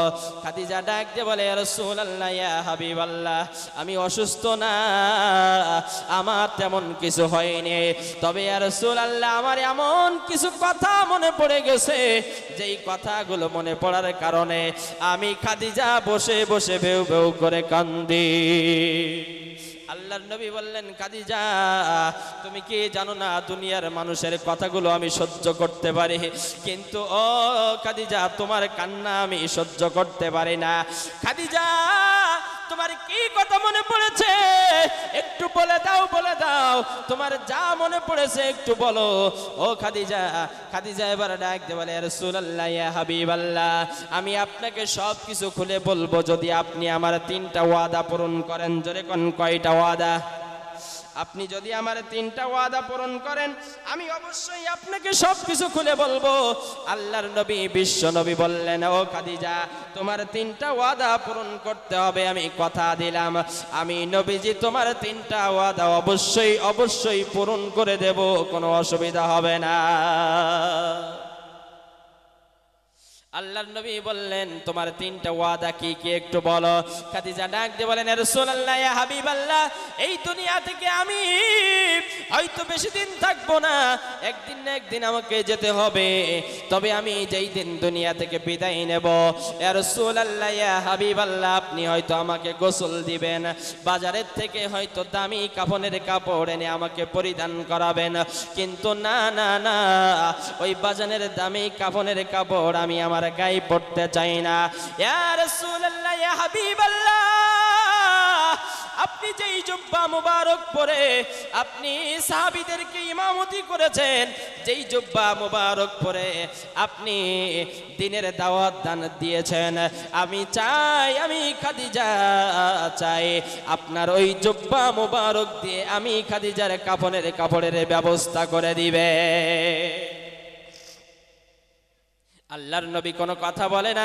খাদিজা বললেন আমার 2 নাম্বার দাবি, ও নবীজি, আমি যেই দিন মারা যাব আমার কাফন দাফন করার পরে আমাকে কাফন পরায়া আমার লাশটা কবরের কাছে নিয়ে যাওয়া হবে, আমাকে মানুষেরা কবরের ভিতরে নামায়া দেবে, শোয়া দেবে, কিন্তু না গো নবী, আমি চাই আপনি আমার কবরের ভিতরে নামবেন, আপনি কবরের ভিতরে নেমে আমার লাশটা আস্তে করে ধরে আপনি কবরের ভিতরে শোয়া দিবেন।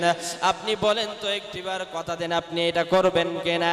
আল্লাহর নবী কোনো কথা বলে না।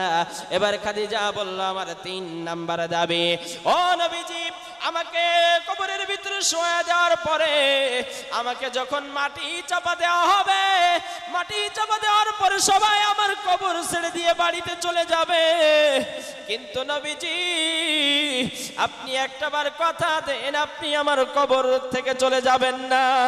ও নবীজি, একটাবার কথা দেন, আপনি আমার কবরের পাশে দাঁড়িয়ে থাকবেন। আল্লাহর নবী চোখের পানি ছেড়ে দিয়ে বলে, খাদিজা রে, কেন কেন কেন তুমি এমন 3টা ওয়াদা আমার কাছ থেকে নিচ্ছ? ও খাদিজা, এই 3টা ওয়াদার ভিতরে হকিকত কি তুমি একটু বলো। আল্লাহর নবীর বিবি খাদিজাতুল কুবরা রাদিয়াল্লাহু তাআলা আনহা ডাক দিয়ে বলে, ও নবীজি, আমি বলেছি আমার মৃত্যুর পরে বাজারের দামি কাফনের কাপড় না পরাই আপনার জুব্বা মুবারক পরাবেন। কেন বলেছি জানেননি? ও নবীজি, মানুষদেরকে যখন কবরে রাখা হয়, কবরের মাটি ছটফট করতে থাকে, মানুষের আমল যদি খারাপ হয়ে যায়, কবরের ডান দিকের মাটি বাম দিকে চলে যায়, বাম দিকের মাটি ডান দিকে চলে যায়, এমন জোরে ঠাসা মারা হয়, গোশত আর হাড় মাটির সাথে জনমের মতো মিশে যায়। ও নবীজি, আমি জানি না আমার আমল ভালো আছে কিনা, আমি জানি না কবরের মাটি আমার সঙ্গে ওই ব্যবহার করবে কিনা।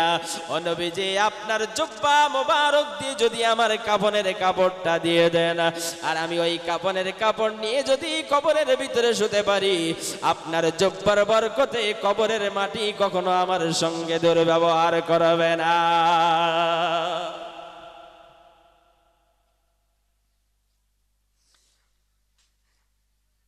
আল্লাহর নবী বললেন, ঠিক আছে, বুঝতে পারলাম, তুমি বলো তো আমাকে কেন তোমার লাশটা কবরের ভিতরে নামাতে হবে? ও নবীজি, এই দুনিয়ায় আপনাকে স্বামী হিসাবে পেয়ে আমি ধন্য হয়েছি, আমি খাদিজার জীবন ধন্য, আপনাকে পেয়েছি, আমি আপনাকে জীবনে হারাতে চাই না। আমি যেই দিন মারা যাব ওই অন্ধকার কবরের ভিতরে আপনাকে ছাড়া আমি কেমন করে থাকবো? ও নবীজি, কিন্তু আপনি তো আমার কবরের ভিতরে যাবেন না, আপনি যদি আপনার নিজ হাত মোবারক দিয়ে আমাকে একটু কবরের ভিতরে শোয়া দেন, আমি অন্তত পক্ষে মনের বুঝ দিতে পারবো না। না না, আমার নবী আমার কবরে না থাকলেও নবীর হাতের স্পর্শ নিয়ে আমি কবরে শুতে পেরেছি, এটাই আমি ধন্য।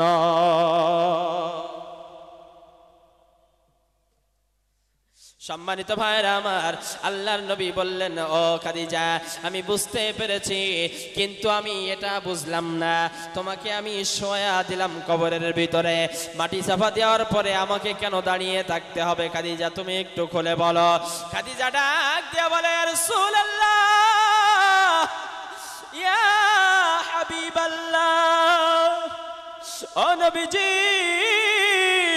মানুষের যখন কবরের ভিতরে শোয়া যায়, মানুষের কবরের ভিতরে দুইজন করে ফেরেশতা আগমন করে। এই দুইজন ফেরেশতা এসে তিনটা করে প্রশ্ন করে, মান রব্বুকা, তোমার রব কে? মান দীনুকা, তোমার দিন কি? মান নবিয়ুকা, তোমার নবী কে? রবকে তোমার দিন কি, তোমার রাসূল তোমার কে? ফেরেশতা আসিয়া যখন জিজ্ঞাসা করিবে, রবকে তোমার দিন কি, তোমার রাসূল তোমার কে?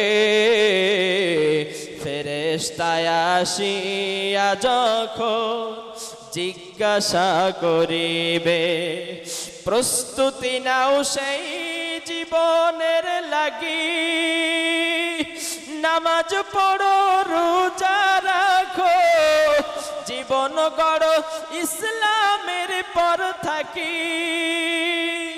প্রস্তুতি নাও সেই জীবনের লাগি, নামাজ পড়ো, রোজা রাখো, জীবন গড়ো ইসলামের পর থাকি। যেথায় আমার রাসূল বিনে, যেথায় আমার নবী বিনে, বন্ধু না মিলিবে।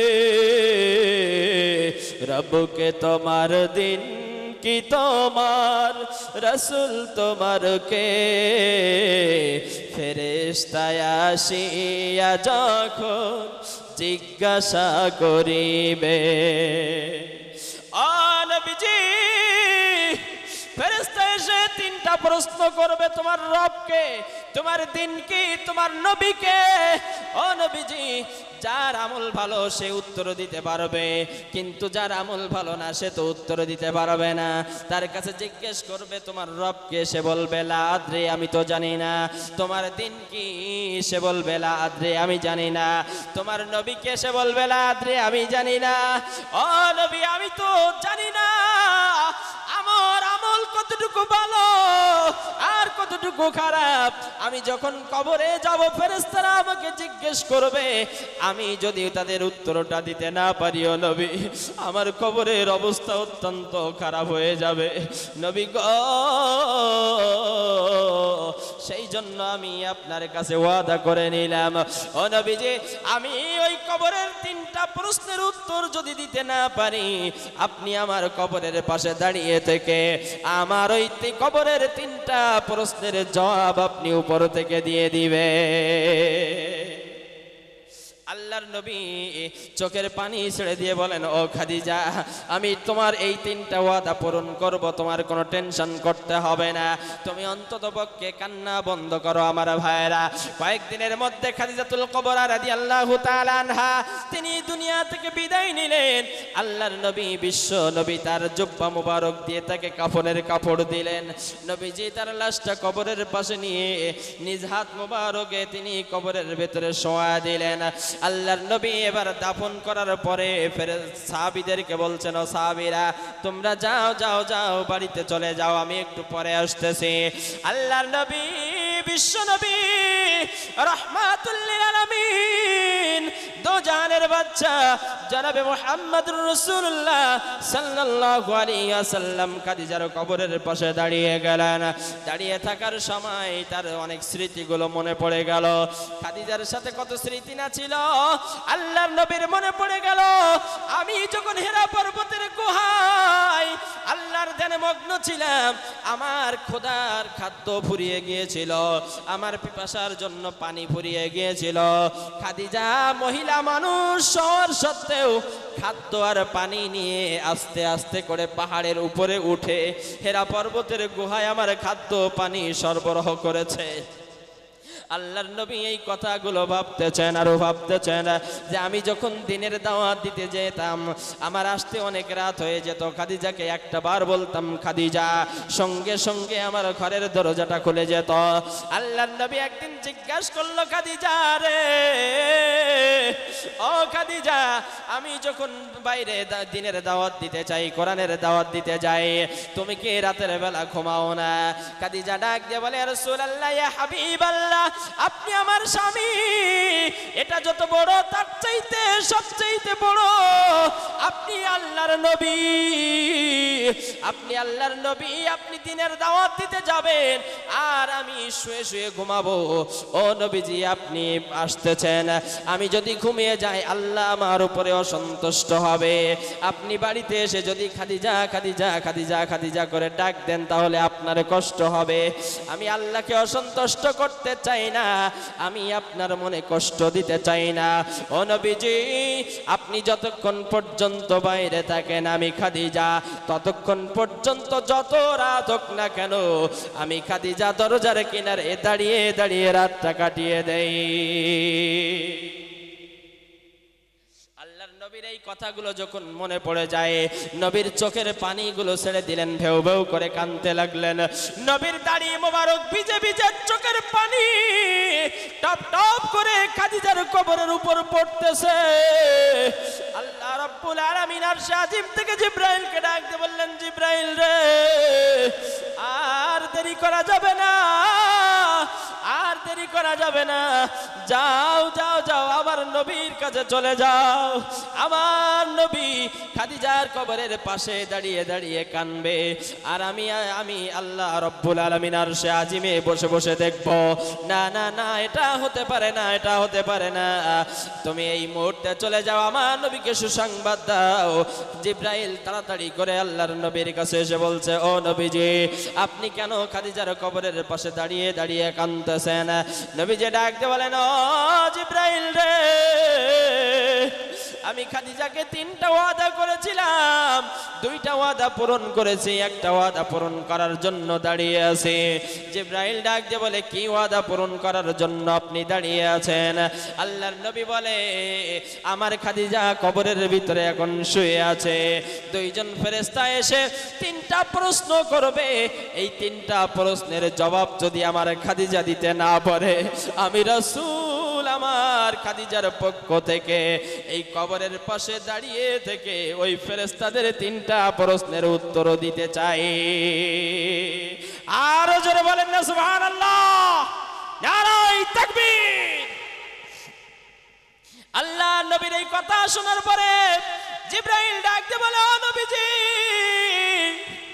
আপনি আর এই খাদিজার কবরের পাশে দাঁড়িয়ে থাকবেন না, আপনার চোখের পানি আর ফেলা লাগবে না। আল্লাহ তাআলা সুসংবাদ দান করেছেন, আপনি এই মুহূর্তে চলে যান। আল্লাহ তাআলা বলে দিয়েছেন আমাকে, আপনার খাদিজার কবরের ভিতরে 3টা প্রশ্ন হবে, এই 3টা প্রশ্নের উত্তর আপনারা দেওয়া লাগবে না। খাদিজা যদি দিতে নাও পারে অসুবিধা নাই, আমার আল্লাহ রাব্বুল আলামিন আরশে আজিম থেকে খাদিজার কবরের 3টা প্রশ্নের জবাব দিয়ে দিবে। আরো জোরে বলেন না সুবহানাল্লাহ। ও মুসলমান ভাইরা, আমি আপনাদের কাছে বলতে চাই, আজকে খাদিজা জান্নাতি হওয়ার পরেও তিনি কবরের চিন্তা করে কাঁদতেছেন। আর একটা বারও আমাদের কবরের চিন্তা করার দরকার আছে না নাই? সময় তো কবরের চিন্তা করে আল্লাহর কাছে ফরিয়াদ করতে পারলাম না, কখনো তো চিন্তা করে 2 ফোঁটা পানি আমরা চোখ থেকে ঝরাতে পারলাম না। ও মুসলমানেরা, একটাবার কি মনে হয় না যে ওই কবরে কিভাবে আমাদেরকে রাখা হবে, ওই কবরে কিভাবে আমরা থাকবো, এটা কি একটাবারের জন্য মনে হয় না? যদি কবরের ভিতরে ভালোভাবে থাকতে চান, আমলের পরিবর্তন করতে হবে। যত অন্যায় অপরাধ করেছেন, অন্যায় অপরাধ থেকে আল্লাহর কাছে তওবা করতে হবে। পারবেন তো ইনশাআল্লাহ? জোরে বলেন, পারবেন তো ইনশাআল্লাহ? আল্লাহ রাব্বুল আলামিন বললেন, তোমাদের 2য় নাম্বার মামলার নাম হচ্ছে কবর, তোমাদের 3 নাম্বার মামলার নাম হচ্ছে হাসর। হাসর এমন একটা মামলা যেখানে প্রত্যেকটা মানুষকে আল্লাহ রাব্বুল আলামিনের সামনে দুনিয়ায় যা কিছু করেছে সব কিছু হিসাব দেওয়ার জন্য উপস্থিত হতে হবে। কথা বলেন ঠিক না বেঠিক? ও দুনিয়ার মানুষেরা একটাবার চিন্তা করো, আল্লাহ রাব্বুল আলামিন আমাদেরকে জীবন দিয়েছে, আবার আমাদেরকে মৃত্যু ঘটিয়েছে। আমার ভাইরা, এই মৃত্যু ঘটানোর পরে কি আল্লাহ রাব্বুল আলামিন আমাদেরকে জীবন দিতে পারবে না? পারবে কি পারবে না? ও অনেকেই তো বিশ্বাস করে না, অনেকেই বলে হুজুর আমাদের হাড় গোশত সব কিছু মাটির সাথে মিশে গেলে আমাদেরকে আবার চিন্তা করবে কি করে?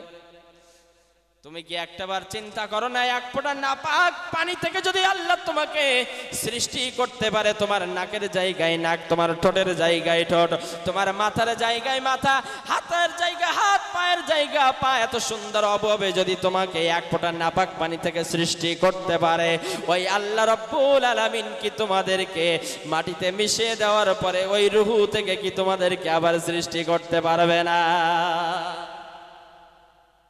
বিশ্বাস কি আমাদের আছে? জোরে বলেন আছে? আল্লাহ রাব্বুল আলামিন 3 নম্বর মামলা আমাদেরকে দিয়েছেন হাসর।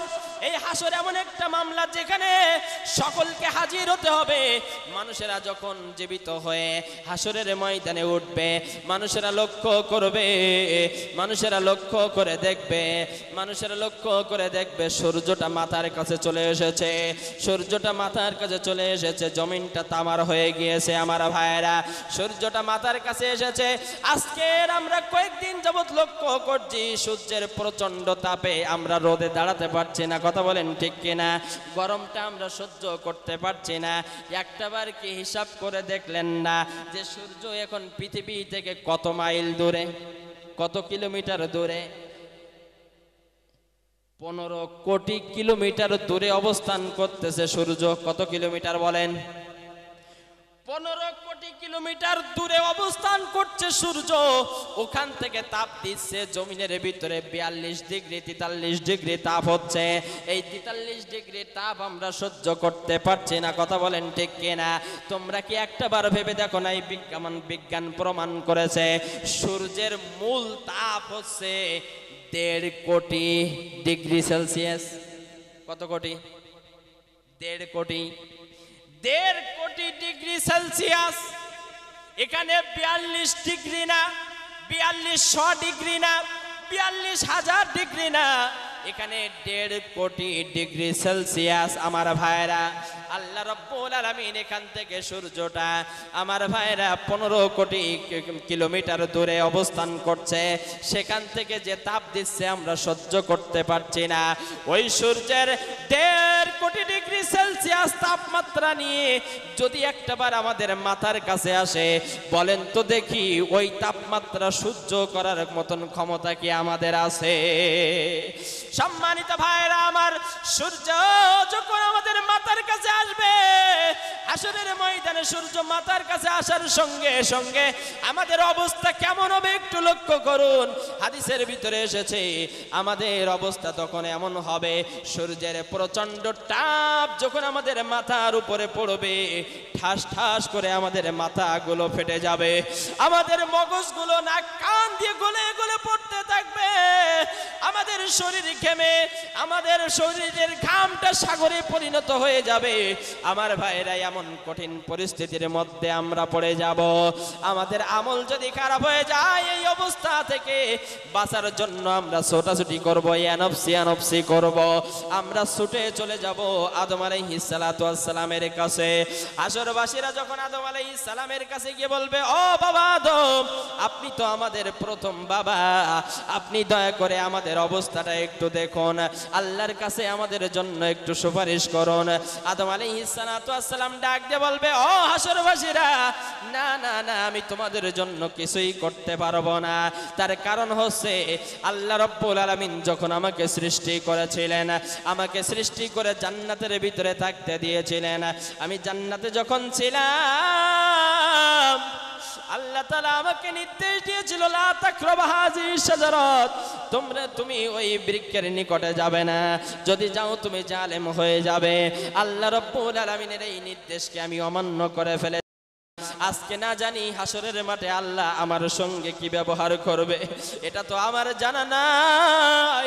সুতরাং আমি তোমাদের জন্য কিছুই করতে পারবো না, তোমরা চলে যাও নূহ আলাইহিস সালাতু ওয়াস সালামের কাছে, দেখো তিনি তোমাদের জন্য কিছু করতে পারে কিনা। আমার ভাইরা, সেই মুসিবতের দিনে আমরা চলে যাব নূহ আলাইহিস সালামের কাছে, কে বলবো, নূহ, আপনি তো আমাদের এই পৃথিবীর প্রথম নাম্বার রাসূল, আপনি প্রথম রাসূল, আপনি আমাদের অবস্থাটা দেখুন, আল্লাহর কাছে আমাদের জন্য একটু সুপারিশ করুন।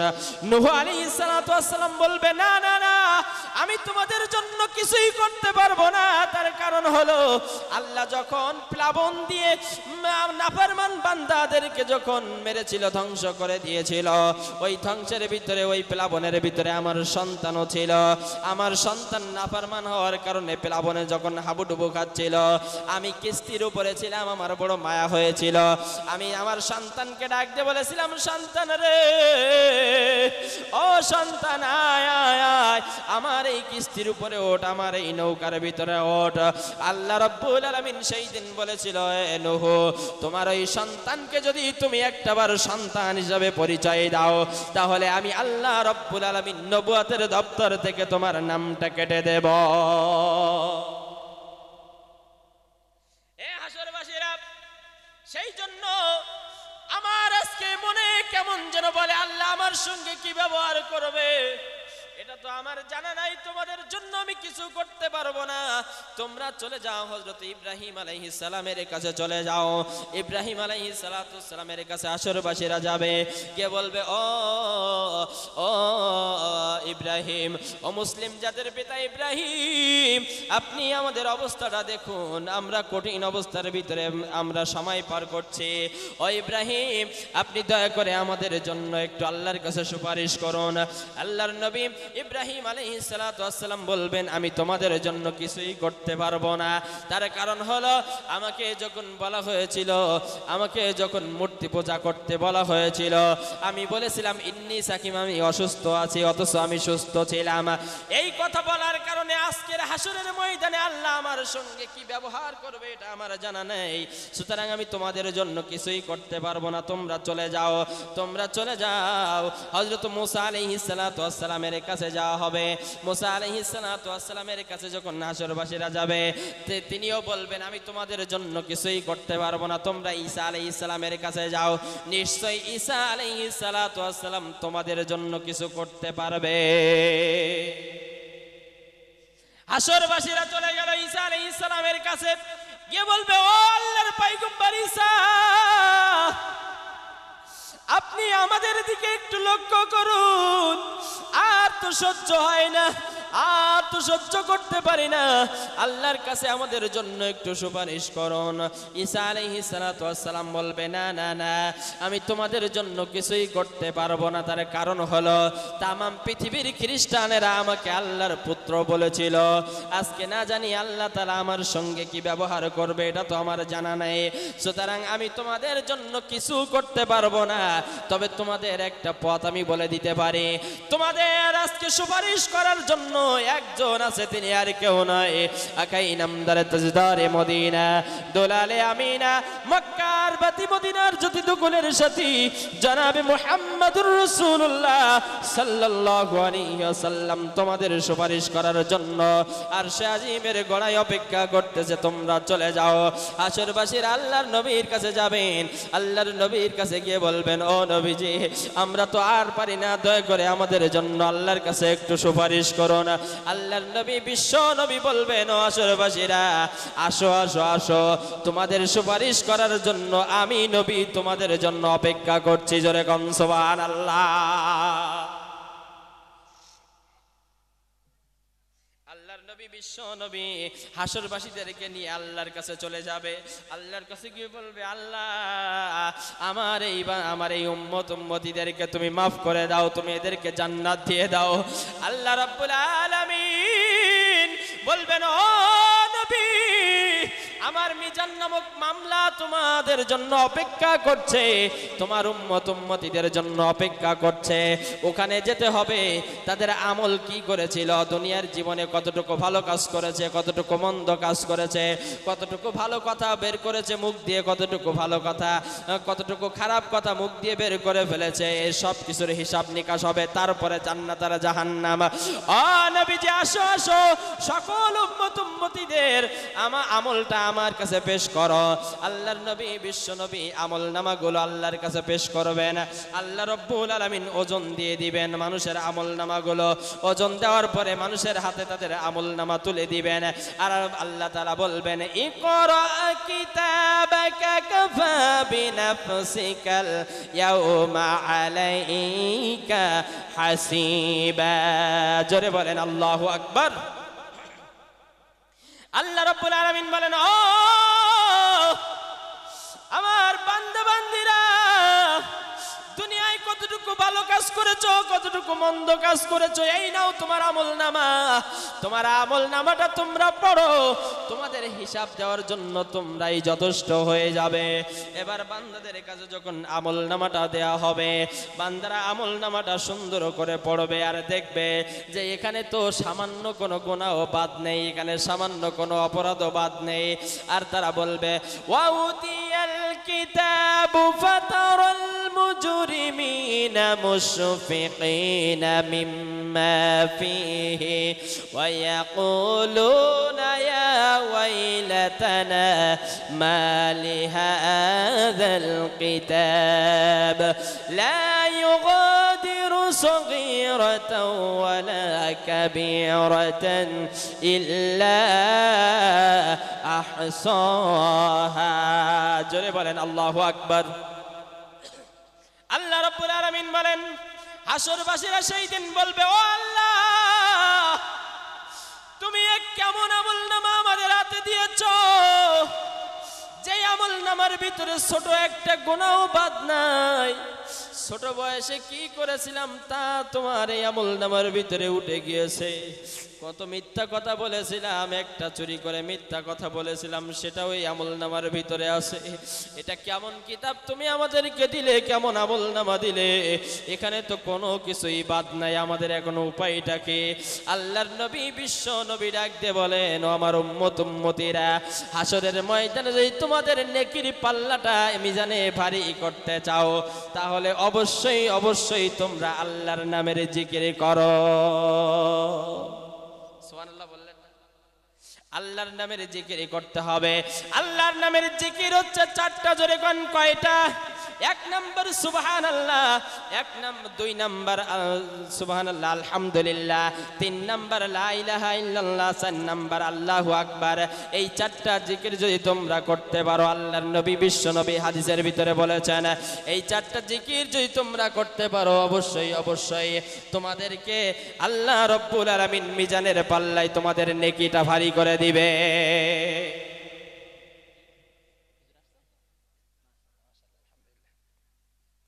সম্মানিত ভাইরা আমার, হুজুর আসতেছে, এখন আর কথা বলার সুযোগ নেই।